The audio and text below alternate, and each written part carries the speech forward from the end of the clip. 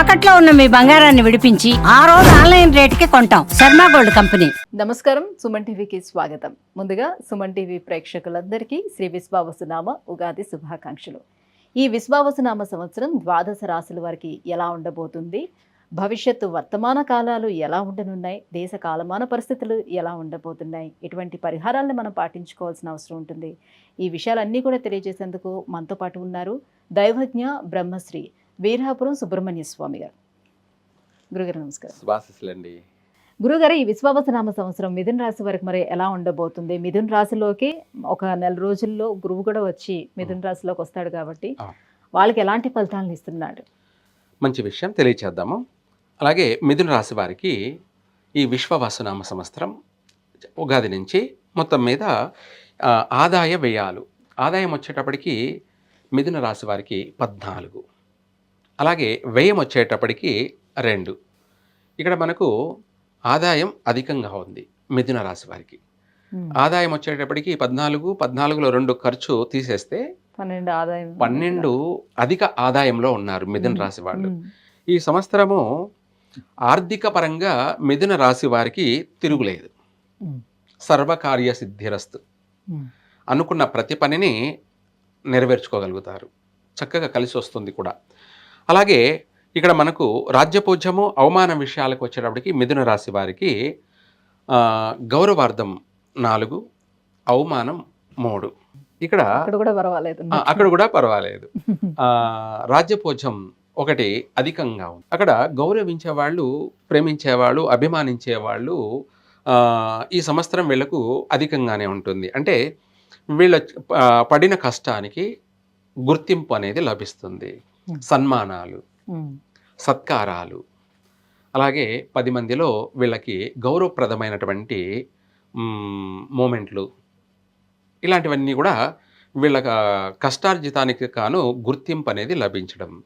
Promotion కూడాను. Promotion అంటే వాళ్ళు చేసే ఉద్యోగాల్లో కావచ్చు, లేదా కంపెనీల్లో జాబ్ చేసేటువంటి వాళ్ళ యొక్క వ్యాపారాల్లో కావచ్చు, అన్నిట్లో కూడా ఈ సంవత్సరం ప్రతి విషయంలో, ప్రతి రంగంలో కూడా ముందుకెళ్తారు. కాకపోతే ఇక్కడ కొన్ని గ్రహస్థితులు కొంత మార్పులు చేర్పులు ఉండడం వల్ల ఈ రాశి వాళ్ళకు కూడాను అనుకొని ఊహించినటువంటి కుటుంబ సభ్యులతో కావచ్చు, మాట పట్టింపులు, కొన్ని వివాదాలు వచ్చినప్పటికీ, కొంత సమస్యలు వచ్చినప్పటికీ కూడా మొత్తం మీద చివరిగా వీళ్ళదే విజయం. రాశి వారికి అన్నింట ప్రతి విషయాల్లో కూడా బయటపడతారు. ఎప్పటి నుంచో వీళ్ళని పట్టి పీడిస్తున్నటువంటి కోర్టు సమస్యలు కానీ, భూ వివాదాలు కానీ, అలాగే ఇవే కాకుండా ఫైనాన్స్ వ్యాపారాలు చేసేటువంటి వాళ్ళు కానీ, కొన్ని వీళ్ళకి రావాల్సినటువంటి డబ్బులు రాకపోవడం, ఆగిపోయి ఉన్నటువంటివి కానీ, ఇవన్నీ కూడా ఈ సంవత్సరం మళ్ళీ తిరిగి వస్తాయి. ఎప్పటి నుంచో ఆగిపోయిన, పెండింగ్ పడి రానటువంటి సొమ్ము అంతా కూడా వసూలు అవుతుంది. మిథున రాశి విద్యార్థులకి ఎలా ఉంటుంది గురుగారు? చదువులో విద్యార్థులకి ఈ సంవత్సరం చక్కగా ఫస్ట్ క్లాస్లో పాస్ అవుతారు. మంచి తెలివితేటలతో ఈ సంవత్సరం విద్యార్థులు వాళ్ళు అనుకున్నది సాధిస్తారు. వీళ్ళకి ఈ సంవత్సరం కూడా విద్యారంగంలో కూడా విదేశాల్లో పోయి చదివే అవకాశం కూడా ఉంది. లేదా ఇక్కడే మంచి మార్కులతో వీళ్ళకు మంచి గౌరవార్థం గుర్తింపు లభిస్తుంది. అంటే ఇంట్లో కుటుంబ సభ్యులతో కావచ్చు, తోటి స్నేహితులతో కావచ్చు, అందరితో కూడా వీళ్ళకు గుర్తింపు, విలువ పెరుగుతుంది పిల్లలకి. అందరూ కూడా ఎక్కువ శాతం పాస్ అవుతారు. బాగుంది, చక్కగా ఉంది. అలాగే విదేశీ యానయోగం గురించి ప్రయత్నం చేసేవాళ్ళు బాగా ప్రశాంతంగా చేసుకోవచ్చు. ఈ సంవత్సరం అనుకున్నది నెరవేరుతుంది. వాహనం ఇలాంటివన్నీ సమకూరే అవకాశాలు, ఇవన్నీ కూడా ఈ రాశి వారికి కూడా బాగా విశేషంగా ఉన్నాయి. నూతన వాహన యోగము, నూతన గృహయోగము, అలాగే వివాహం కానటువంటి వాళ్ళందరికీ కూడా ఈ సంవత్సరం వివాహం అవుతుంది. అలాగే సంతాన యొక్క విషయంలో కూడాను వీళ్ళకి ఆలస్యం కలిగి ఉన్నటువంటి వాళ్ళందరికీ కూడా ఈ సంవత్సరం సంతాన శుభవార్తలు కూడా వింటారు. అయితే అధికంగా స్త్రీ సంతాన ప్రాప్తి ఉంది మిథున రాశి వారికి. ఏది ఏమైనప్పటికీ సంతాన యోగం కూడా ఉంది. చక్కగా మిథున రాశి వారికి అనేక విషయాలలో కూడా బాగుంది, కలిసి వస్తుంది. కానీ అప్పుడప్పుడు ఒడిదుడుకులు ఉన్నాయి. అయితే వీలైనంత వరకు ఈ మిథున రాశి వాళ్ళు శివునికి సోమవారం కానీ లేదంటే శనివారం కానీ మ్మ్. శివునికి అభిషేకం అనేది ఒక ప్రత్యేకంగా చేయాలి. ప్రత్యేకంగా అంటే మామూలుగా అందరూ పాలు పెరుగు పంచామృతాలతో చేస్తారు కదా, అలా కాకుండా ఈ మిథున రాశి వాళ్ళు బెల్ల పొంగలితో అభిషేకం చేయాలి. పరిహారంగా ఇది.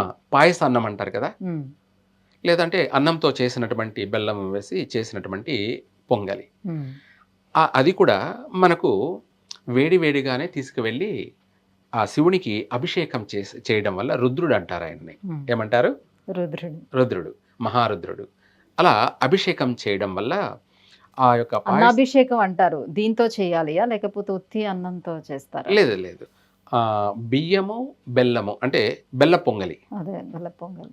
లేదా పాయసాన్నం అనేది కూడా అని కూడా అంటారు. దీన్నే పాయసాన్నం అని కూడా అంటారు. ఉమ్, ఆ ఆ యొక్క ఇదితో శనివారం కానీ లేదంటే సోమవారం కానీ, ఒకవేళ శనివారమే ఎక్కువ అందరికీ సెలవులు ఉంటాయి కాబట్టి శనివారం చేయడం ఇంకా బాగా వీళ్ళకు కలిసి వస్తుంది. ఉమ్, శనివారం శివునికి చేయడం అనేది విశేషమైనటువంటి ఉమ్, సర్వకార్య సిద్ధి, మనశ్శాంతితో కూడుకొని ఎంతటి పని అయినా కూడా పూర్తి నెరవేరుతుంది.